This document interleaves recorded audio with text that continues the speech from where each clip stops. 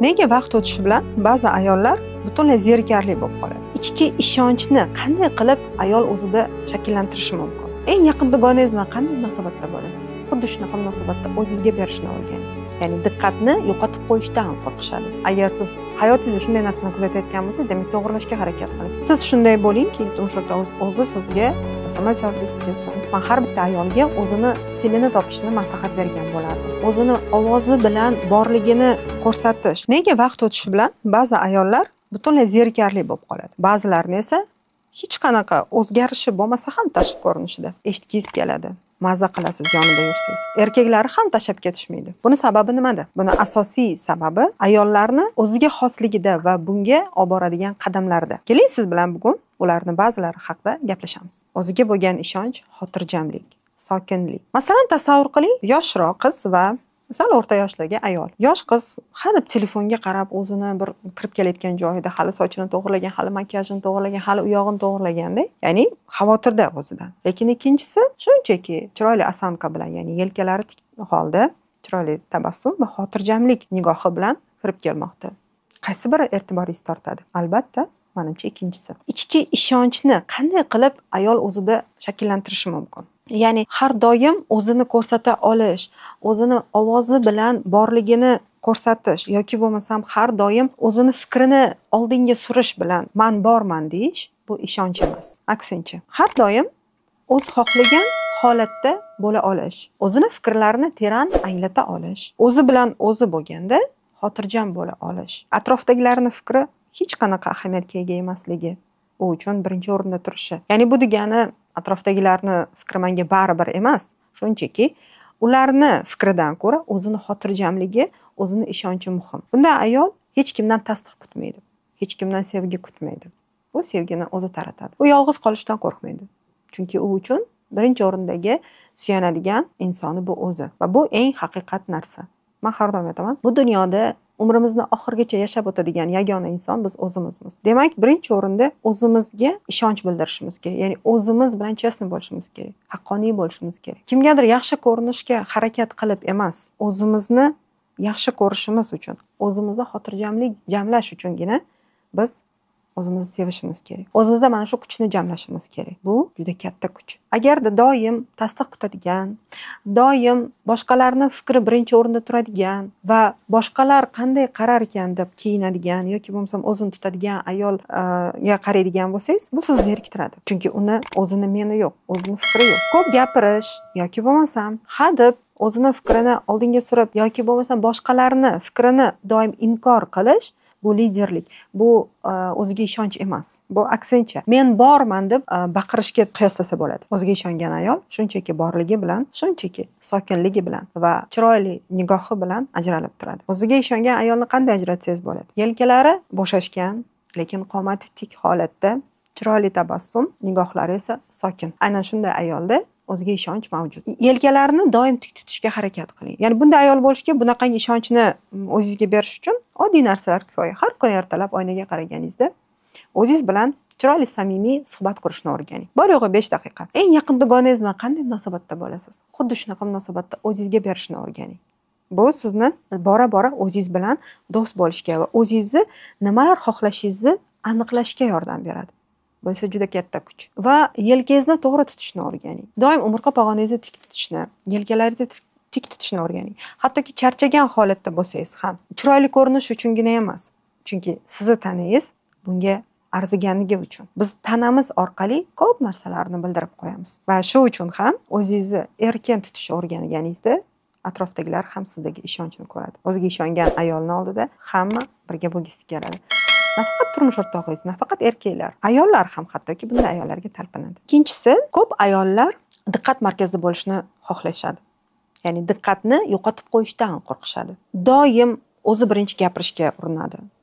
Doim telefonni kutadi turmush o'rtog'idan yoki bo'lmasam telefon qilmasa sabrsizlik bilan o'zi telefon qilishni boshlaydi. Gapirganda ham to'xtovsiz gapiradi yoki bo'lmasam turmush o'rtog'ini bezovta qilib o'zini bir borligini bildirib turadi xullas. Bunday ayollarda nimani ko'rsangiz bo'ladi? Bunday ayollarda menini, ya'ni o'zini o'rnini yo'qotib qo'yishdan qo'rqish. Ya'ni agar men o'zimni borligimni bildirib turmasam, shunaqangi qilib, men e'tibordan chetda qolaman deb o'ylashadi. Lekin erkaklar uchun ayollarda sirlilik bo'lishi kerak. Ya'ni bitta narsani har doim ko'raversangiz, har doim ko'zingiz oldida o'taversa, bu zeriktiradi insonni. Lekin agar vaqti bilan o'sha obraz yo'qolib tursa, insonda sog'inch bo'ladi. Sog'inish bo'ladi va albatta tabiiyki talpinish bo'ladi. Siz agarda turmush o'rtog'ingiz sizga e'tibor kam qaratayotgandek sizga tuyulayotgan bo'lsa, bu narsani demak o'zingizni balansingizda qidiring. Balkim siz juda ko'p o'zingizni fikringizni bildirib, juda ham ko'p turmush o'rtog'ingizga bir keraksiz mavzularda gapirib yoki bo'lmasam bir ba'zan ayollar bo'lishadi, aytishadi, turmush o'rtog'imga men gapirsam ham menga gapirmaydi. Bunaqa holatlarda demak siz juda o'ta ko'p gapirib yuborgan bo'lishingiz mumkin oldinroq va turmush o'rtog'ingiz hozir yana shu mavzu ko'tariladi yoki yana shunaqangi uzoq bir suhbat bo'ladi deb ham balkim sizga javob qaytargisi kelmayotgan bo'lishi mumkin. Umuman o'zini doim men borman deb qichqiradigan ayollar, ya'ni qichqiradigan bu majoziy ma'noda. Ya'ni har doim o'zini borligini ta'kidlab turadigan, eri yozsa ham, yozmasa ham SMS yozib yoki telefon qilib yoki bo'lmasam shu ishdan uyga kelganda ham kerak mavzularni gapiraverganda yoki bo'lmasam, ya'ni erkak kishini o'zini gaplari bilan, o'zini borligi bilan qo'pol qilib aytganda bo'ktirib qo'yadigan ayollar o'zini o'rnini yo'qotib qo'yishdan qo'rqadigan ayollar bo'ladi. Hali yuqorida o'ziga ishongan ayollar haqida gapirdik. O'ziga ishongan ayol va mana shu diqqat markazida bo'lishdan qo'rqmaydigan ayol, bu ikkalasi bitta. Demak, diqqat markazida bo'lmaslikka harakat qiling. Turmush o'rtog'ingiz sizni sog'inishni xohlaysizmi? Demak, siz nimalarga e'tibor berishingiz? Har 10 daqiqada telefonni tekshirishdan o'zingizni tiying. Telefon qilmagan taqdirda nimaga endi telefon qilmayapti deb xavotir olib, ha deb telefon qilishdan o'zingizni tiying. Telefon qilganingizda turmush o'rtog'ingiz ikkinchi liniyaga tushib qoldingizmi? Qayta telefon qilishdan o'zingizni tiying. Bu birinchi o'rinda sizni xavotiringizni kuchaytirib beradi va bu turmush o'rtog'ingizga ham ta'sir qiladi. Bu hech qachon yaxshi oqibatlarga olib kelmaydi. Chunki mehrni, e'tiborni talab qilib olinmaydi. Siz shunday bo'lingki, turmush o'rtog'ingiz o'zi sizga SMS yozgisi kelsin, o'zi sizni qidirib topgisi kelsin, o'zi sizni sog'insin va hattoki sizni javob berishingizni kutsin. Bundan keyin demak xatti-harakatlaringizni kuzatishni o'rganing. Turmush o'rtog'ingiz sizga qanchalik e'tibor berayotgani, sizni uni qanchalik mehringiz bilan, e'tiboringiz bilan qo'pol qilib aytganda bo'ktirib qo'yayotganingizga bog'liq. Hamma narsani me'yori yaxshi. Turmush o'rtog'ingiz telefon qilganda ham sokinlik bilan gaplashishni o'rganing. Ko'pincha ayollar agarda suhbat tugab qolayotgan bo'lsa, baland gapirishga yoki to'xtovsiz gapirishga harakat qilishadi. Bu butunlay noto'g'ri narsa. Chunki bu sizni diqqatni yo'qotib qo'yishdan qo'rqishingiz va xuddiki mavzu tugab qolsa, siz bilan ham suhbat bo'layotgan odamni diqqati boshqa joyga qoladigandek qo'rquvingiz borligidan darak beradi. Va bu o'z-o'zidan sizga talpinish o'rniga sizdan itarilishga olib keladi. Agar siz hayotingizda shunday narsani kuzatayotgan bo'lsangiz, demak to'g'rilashga harakat qiling. Agarda bunday narsalar bo'lishini xohlamasangiz, oldini olishga urining. Bu albatta sizga asqotadi. Ayol kishini so'zsiz mavjudligi. Bu nima bilan bog'liq? Ayol kishini so'zsiz mavjudligi tashqi ko'rinishi bilan bog'liq holati. Ko'pincha ayollar juda ham ko'zga tashlanadigan makiyaj yoki bo'lmasam qimmatbaho bir qanaqadir bir o'ziga yarasha bir ajralib turadigan kiyimlar kiyishga urinishadi.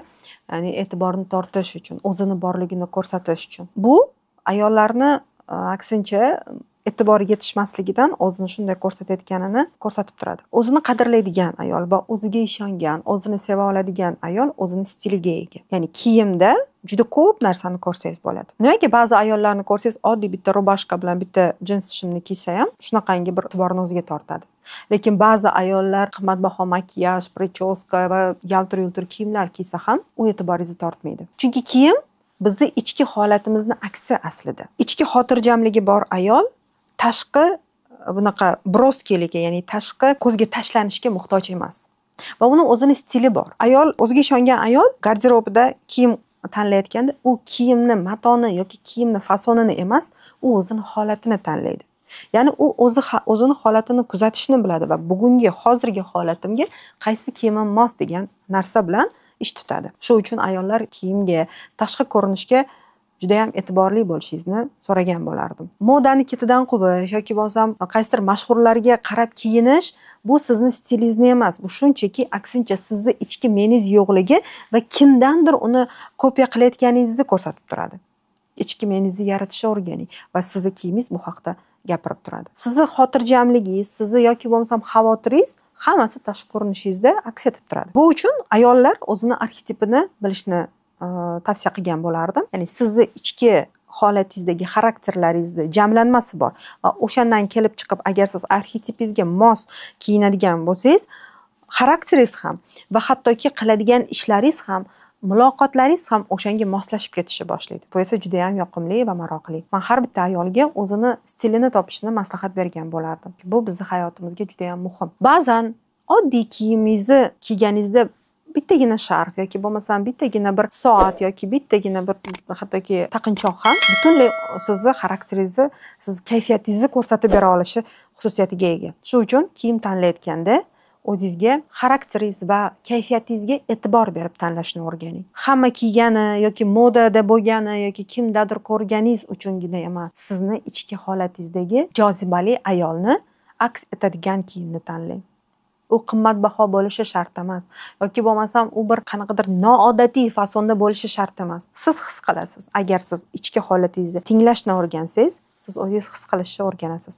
Qaysi kiyim sizni kayfiyatingizni ko'rsatib beryapti va qaysi kiyim sizni bugungi holatingizdagi ichki holatingizni, ya'ni ko'rsatib beryapti. Atrofdagilar buni his qilishadi va o'z-o'zidan sizga talpinish yoki bo'lmasam sizdan itarilish bo'ladi. Va albatta parfyumga ham e'tibor berishingizni maslahat bergan bo'lardim. Hid bilan ta'sir qilish bu qadimgi dunyodan ham bo'lib kelgan narsa. Ya'ni hid bilish, hid orqali insonga ta'sir qilish doim bor narsa. Shuning uchun har xil turdagisini olmang, lekin o'zingizga yoqadigan bitta yoki ikkita o'zingizning aromatingiz bo'lsin. Mayli u qimmat bo'lmasin, mayli u qanaqadir brendniki bo'lmasin, lekin u sizni ichki holatingiz aks ettiradigan va sizni o'zingizga yoqadigan hid bo'lishi kerak. Ko'pincha duxiylarni tashqaridagilarga qanaqa yoqarkin, meni oldimdagi odamga qanaqa yoqarkin yoki turmush o'rtog'imga qanaqa yoqarkin deb tanlashadi. Bu noto'g'ri narsa. Chunki kiyim sizni ichki holatingizni gapirganini singari, sizni tanlagan parfyumingiz ham sizni ichki holatingiz haqida gapiradi. Bu juda katta narsa. Shuning uchun o'zingizni aromatingizni toping va albatta undan foydalanishni o'rganing. Chunki insonlarni ongida siz haqingizda fikrlar aynan parfyum orqali ham qolib ketishi mumkin. Bu insonni ongiga ta'sir qiladi hid bilish orqali. Sizni parfyumingizni aromatini qayerdadir ko'rganda ham yoki bilganda ham aynan siz esda qoladigan darajada parfyum tanlashingizni maslahat beraman. Va parfyumda albatta sizni xarakteringiz, sizni ichki holatingiz aks etishi kerak. Bu mavzu albatta yakunlanmadi. Bu haqda hali ko'p gaplashamiz. Keyingi sonini ham kuzatish uchun va albatta bu haqdagi ayollarga maslahatlarimizni o'tkazib yubormasligingiz uchun kanalimizga obuna bo'ling. Keyingi efirlarimizda ko'rishguncha.